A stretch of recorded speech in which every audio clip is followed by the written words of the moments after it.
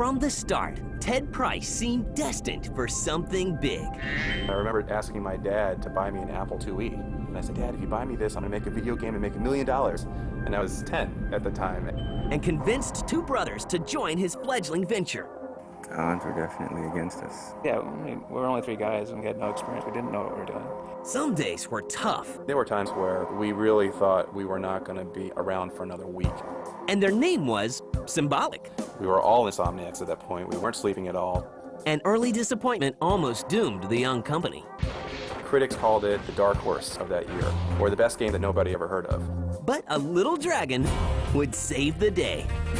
They said that the first Spyro, I think, is the number 5 PlayStation game of all time. Insomniac would shock fans with an unexpected choice. But it was really hard to leave Spyro behind. He's kind of our little baby. As they move on to create a new universe filled with captivating creatures. This is the remarkable story of Insomniac Games.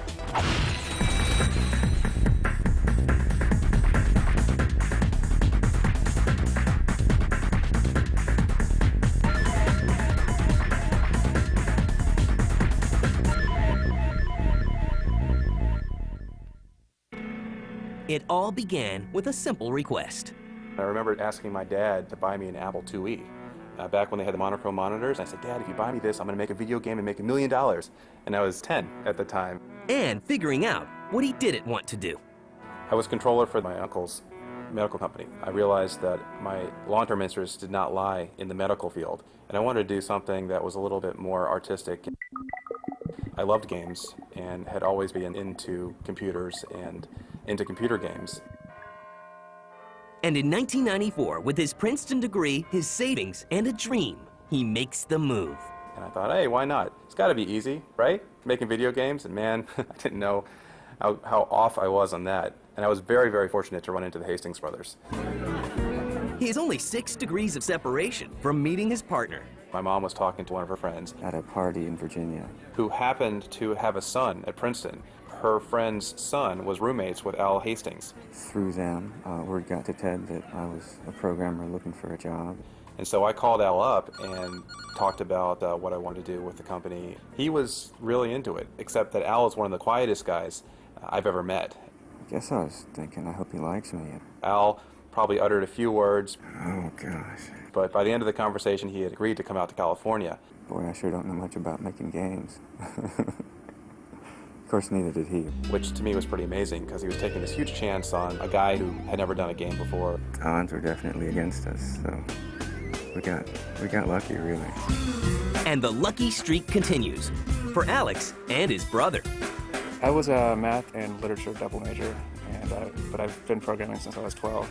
I talked Brian into quitting his real job and coming to make a go of it. I was working at a pacemaker company, and I had a really good job. My dad definitely didn't want me leaving that. But Brian has an idea and a mind of his own. And when we brought Al's brother on board, Brian, then that kind of completed the circle. And naming the brand new Southern California company will prove to be an obstacle. There were some great ones. There was Ragnarok, let's see, Black Sun Software. I was just putting random words together, thinking what 2 things go together. And I just thought moon and turtle, and I thought, well, this is going to be great. Everyone's going to love it. And no, nobody loved it. I wanted to name it The Resistance Incorporated. And we ended up with Insomniac just on a whim. It was just something that suddenly made sense. We were all Insomniacs at that point. We weren't sleeping at all. This ambitious trio with a name, but no game, uses a legacy as an influence. And Doom was the inspiration for our first game, Disruptor. It was a first-person shooter. And then there were 4. Once I got done here and got working on the project, I realized that Disruptor wasn't just a Doom clone. That graphically, we were doing some beautiful stuff. Any hesitations I had disappeared very, very quickly. You know, from the get-go, we didn't have a lot of ideas about what we were going to do, only that it wasn't going to be a Doom clone and on 3DOs. The talented troupe sets its sights and future on a doomed game platform. We'd actually gone to Sony and talked to them a little bit about the PlayStation, but the dev stations at that point were priced way out of our reach. Well, there was quite a bit of little cult following to it in the developer circle. And 3DO seemed like the first one out there. And so we have to create this big Doom-like universe. But we didn't have any 3D tools to do that.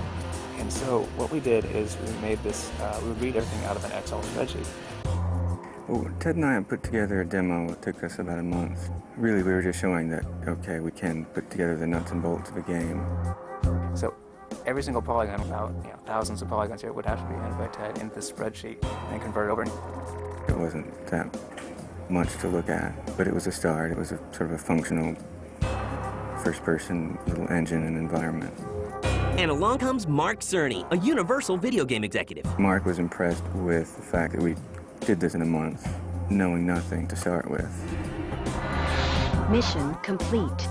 And the young exec signs the baby company to a development deal. We were really happy to have a 3-game contract where we knew we could stay in business for 2-3 years.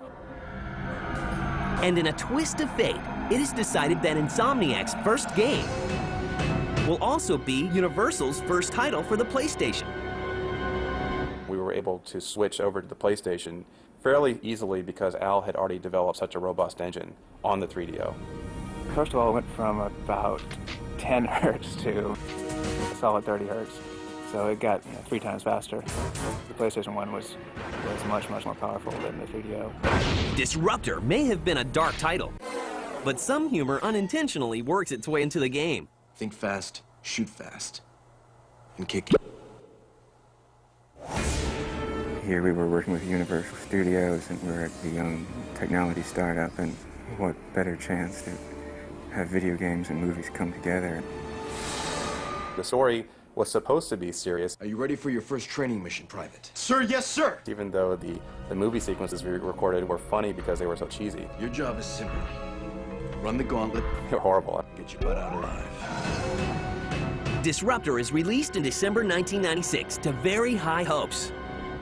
Unfortunately, there were a few magazine ads. There weren't any TV ads. We had a little PR where we had some editors come by the office, but that was it.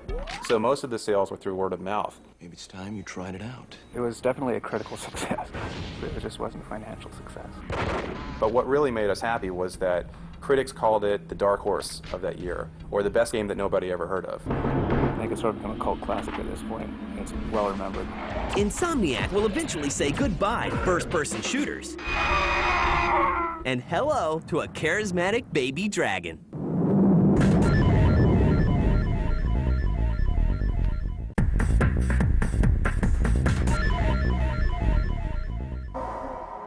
By 1997, Insomniac Games had released Disruptor, a first-person shooter inspired by the world of Doom.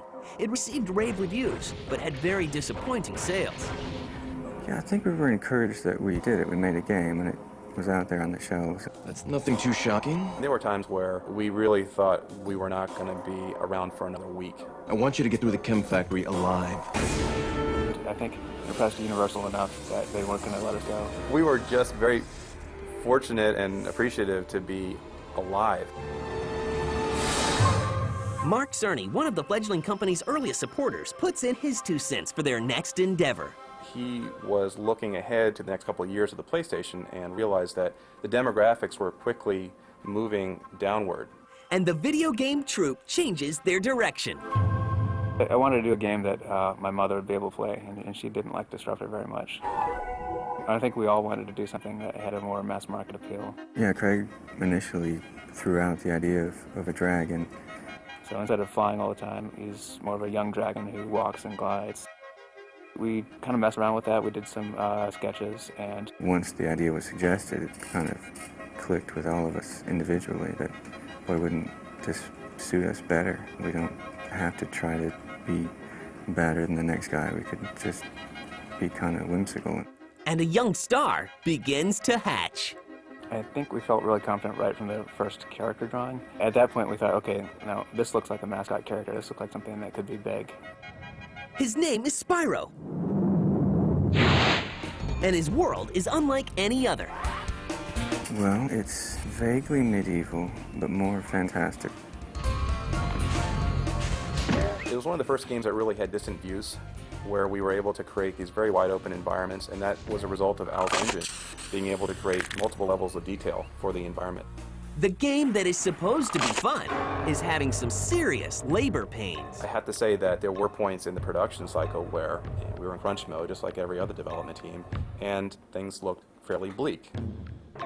Never fear, Spyro, the cute little purple dragon, meets the deadlines. His mission on the PlayStation is to rescue his dragon friends from imprisonment. Thank you for releasing me.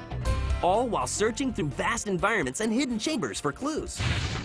But the 3D platform game doesn't receive the reviews Insomniac was hoping for. The previews and the reviews in general talked about Spyro being a kiddie game. To see it called a kiddie game implied that it was a very simple, novice-oriented game that wouldn't satisfy the hardcore players. Following promising previews at E3, Spyro makes his debut in the fall of 1998. And well, he doesn't exactly fly off the shelves. In Europe, it took off pretty much from the get-go, but in the US, it definitely was slow. It didn't catch on right away. But then after Christmas, just based on word of mouth, we kept on having these solid weeks, bigger than the launch week. And it just didn't taper off, through January, February, March, it just kept on selling. Audiences, like from young kids to their mothers who had never played games before, were attracted to this. By the time we released Spyro 2, I think we'd had almost 2 million in sales just in the US. And Spyro becomes a sleeper hit. I was at the DICE conference, and they said that the first Spyro, I think, is the number 5 PlayStation game of all time, or it was some really high number. And I was very surprised by that. But the celebration is short. And the pressure is on. The team that has grown to 13 people is asked to create the sequel by the next Christmas selling season. We were under the double pressure of having a truncated development cycle and trying to come up with something that would make this game feel like more than a sequel, something that was a little bit more revolutionary than evolutionary. And jumping on board this time is Peter, another Hastings brother. When my older brother came on, they were starting to be concerned, that that's 2 out of 3 lost to the dark side. And when my younger brother joined, it was all over. The future is closing in for the folks at Insomniac. Where's the new game? We scrambled, threw out a lot of ideas, and finally settled on the mini-games in Spyro 2, which really set it apart from the first game. The sequel, Spyro Ripto's Rage, finds the cute purple dragon caught up in another unlikely adventure. This time, freeing a kingdom from the ill-tempered tyrant Ripto. I hate dragons! Gah! Doing so requires collecting items from the game's 20-plus levels of explorable 3D worlds. The story, I think, was a little bit more mature, and I think we had a lot more cinematics that showed off what the animators could do. And what about the name? It's funny because the Japanese version of Spyro, if you look at the title, it looks like it says Ripto in kind of funny tangled letters. It debuts in the fall of '99. Definitely nervous. What if the first one was a fluke? And the answer is no. Reviewers tout the more adult game, and it sells. Big time. We had grandmothers writing us that they had stolen the game from their grandkids because they liked it better, so they wanted to play it. Sony wants a third Spyro game for the 2000 holiday season. No one at the company named Insomniac will be sleeping anytime soon. In Spyro 3, we had 4 new characters, and they had their own little home worlds, and so you could experience their home worlds from their perspective, and then they all tied into the story. We were able to take the focus off Spyro somewhat and put it onto these other characters with their own moves, their own levels. It really breathed a breath of fresh air into the franchise. The third game, Spyro Year of the Dragon, is released in time for Christmas 2000 and revolves around stolen dragon eggs. Find the eggs and bring them back, Spyro. You got it! Spyro has acquired some new tools: a skateboard, tanks, submarines, and even a speedboat. You can play different characters: a kangaroo, a yeti, a flying penguin, and others. And guess what? It's another hit. All 3 titles win industry awards in many categories, and all 3 become part of Sony's greatest hits collection. The combined sales of the 3 Spyro titles is well over 8 million units. We were really scraping the bottom of the barrel to come up with new ideas for Spyro 3. Well, at that point, we were really starting to think about what comes next. So we decided that it was better for us to start with a new franchise, try to come up with a new character, than to try to just push Spyro again. It was definitely a little bit sad knowing that this was the end. You know, reading all the fan mail and knowing, okay, we have to say goodbye. But it was the right choice in the end. We just wanted to shake hands and part ways with Universal and then propose something new directly to Sony. Although fans of the franchise can look forward to future adventures with the Dragon, it will be produced by another company. Insomniac had to say goodbye to their quirky little dragon. It was really hard to leave Spyro behind. He's kind of our little baby.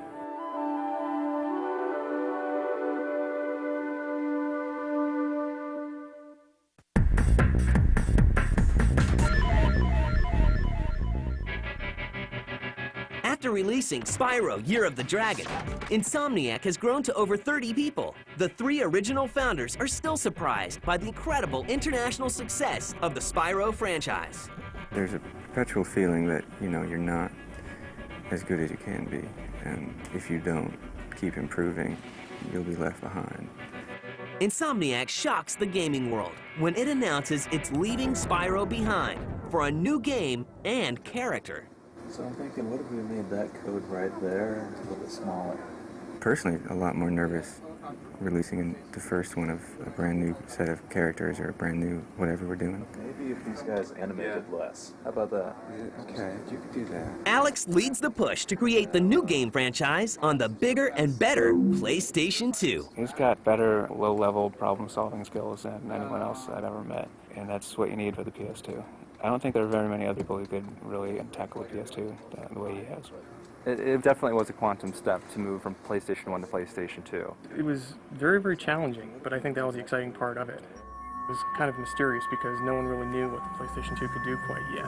It's funny how things work because I think now we could probably create a Spyro level in about 2 days, where before it took about 4 weeks. The Spyro franchise began with the birth of a cute little character, and so will the new game. Well, the initial kernel of the concept came from Brian Hastings. He said, how about we do a space adventure with some gadgets? That idea was a science fiction theme because that's about as far from Spyro as you can get. The new game, called Ratchet & Clank, features a lead character who is, well, a little atypical. Ratchet is a Lombax. Now, you've probably never heard of a Lombax, and neither had we until we started this project. We basically made it up. If you pull him apart and dissect him, he's got kind of a lion's tail.